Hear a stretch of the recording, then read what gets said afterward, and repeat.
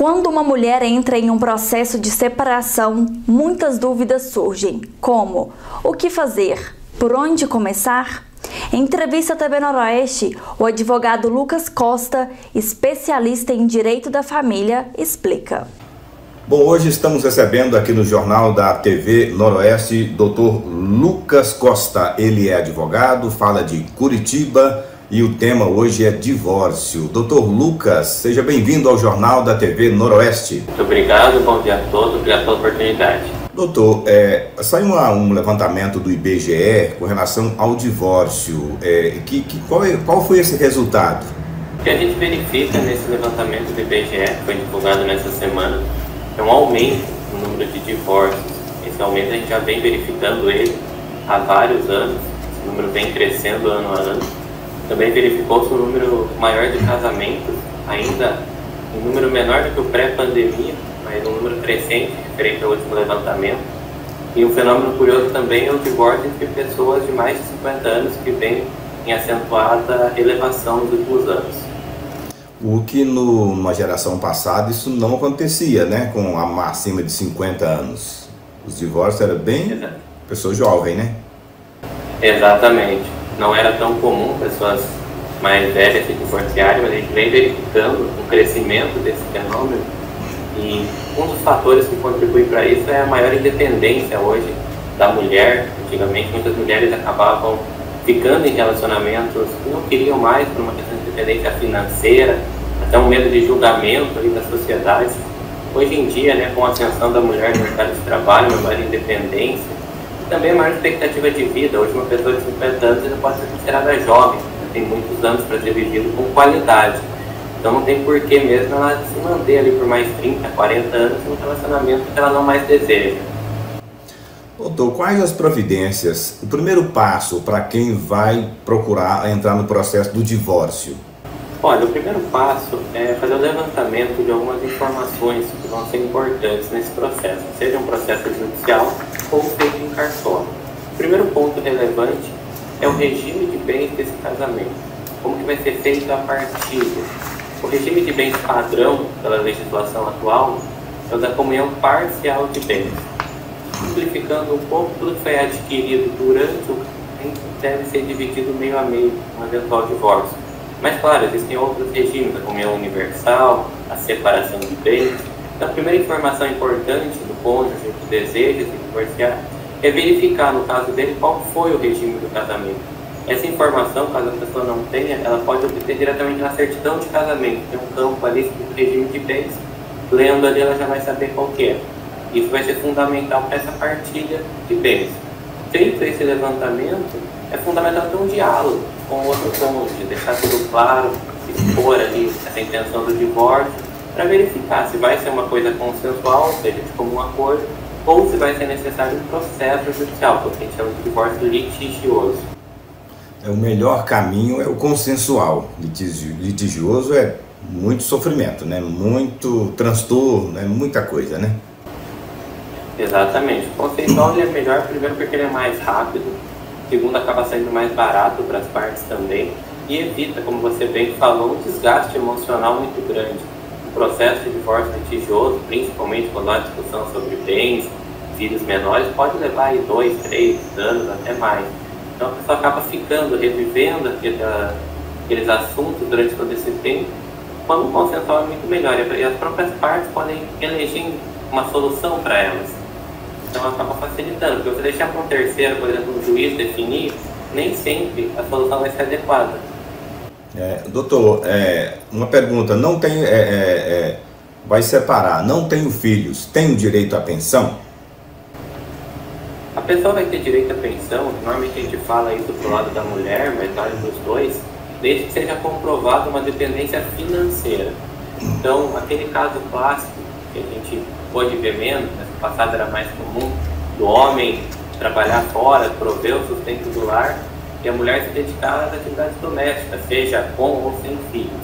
Num caso assim, essa mulher, nesse nosso exemplo, se dedicou a esse cuidado do lar, cuidado dos filhos, ela pode sim ter direito à pensão alimentícia para ela, desde que ela comprove essa situação de dependência financeira, que pode ser feita através da exibição da carteira de trabalho dela, declaração de imposto de renda em que ela conste como dependente, algum documento de plano de saúde em que ela também conste como dependente. E aí o tempo dessa pensão varia muito. O que vai levar em conta, basicamente, é o grau de escolaridade dessa mulher, qual a chance dela se reinserir no mercado de trabalho e principalmente a idade dela. Porque para uma mulher de 30 anos de idade, por exemplo, se reinserir no mercado é muito mais fácil do que uma mulher de 60 anos, que passou muito tempo longe, né, de uma atividade remunerada. Bom, no caso aqui, ela não quer dar o divórcio. E agora? Bom, a gente costuma falar isso, né, de dar o divórcio, mas na verdade não existe a opção de não dar o divórcio, né? O divórcio é um direito que, se qualquer das partes quiser exercê-lo, a outra não vai poder impedir, vai poder obrigar a pessoa a ficar casada. O que vai mudar é que, se a pessoa se recusa a assinar o divórcio, isso vai precisar ser levado para a via judicial. Então, no lugar da pessoa assinar, o juiz vai assinar por ela, mas o divórcio vai ser decretado da mesma forma. Outra pergunta, resolvi sair de casa, eu perco os bens nesse caso? Não perde, isso é um mito bastante comum, a questão do abandono de lar, se fala muito, né? Mas a pessoa sair de casa, ela não perde o direito aos bens. A única coisa que ela precisa se atentar é que, se ela ficar mais de 2 anos fora de casa, em abandono de lar, ela pode perder o direito ao imóvel, porque existe uma modalidade de uso capião prevista em lei, chamada uso capião familiar, destinada a imóveis de até 250 metros quadrados, que o cônjuge que fica no lar, caso o outro abandone por período superior a 2 anos, ele pode entrar com esse uso capião e ele vai ter direito à parte do outro também.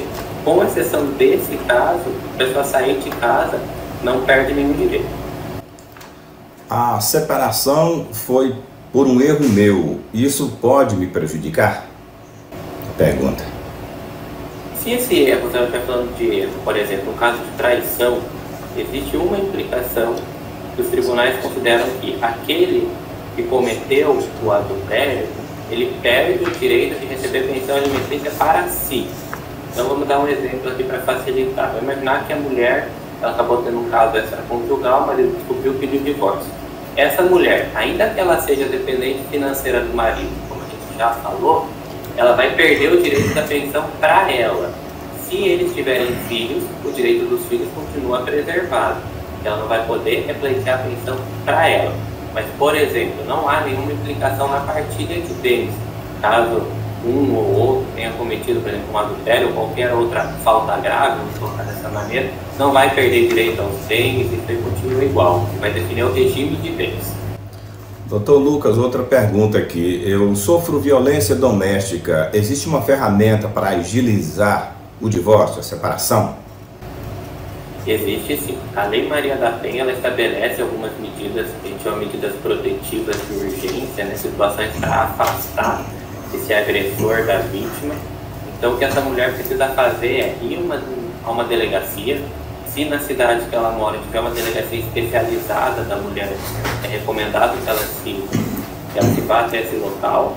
Caso não tenha uma delegacia comum, ela pode socorrer ali, relatar os fatos, caso tenha provas, por exemplo, ameaças por escrito, algo assim, apresentar essas provas, solicitar essas medidas protetivas de urgência, por exemplo, afastamento do agressor do lar, proibição de aproximação, proibição de contato, e até mesmo o divórcio pode ser solicitado nesse momento.